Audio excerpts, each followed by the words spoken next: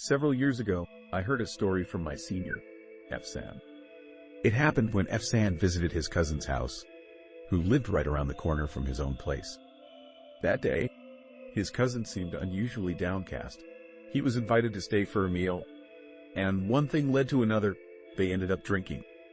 As they drank, his cousin began to share his story. The night before last, something terrifying happened, he began. Even though it was the middle of summer, the night was unusually cool, so he had thought it would be a good night for sleep.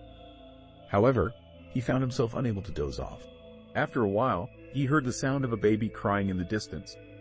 Of course, there were no houses nearby with a baby. Gradually, the sound of crying got closer.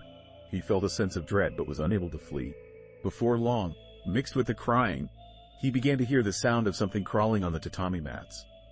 Just when he heard the baby's cries by his right ear, a heavy weight suddenly pressed down upon his chest as he lay on his back. Terrified, he couldn't open his eyes and just stayed still. The baby soon moved off his chest and passed by. Throughout, the crying continued. Efsan tried to calm his cousin by saying that since the thing hadn't returned the day after it passed, it was probably fine. And with that, the night came to an end. That night, little did Efsan know that he himself would encounter that very thing he heard from his cousin in just a few days. His and his cousin's rooms were in a straight line, and it seemed as if whatever it was had crawled its way to him over several days.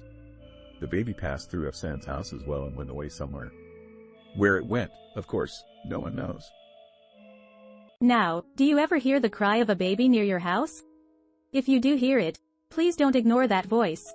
If you feel a heaviness when you are alone at night, it might already be too late.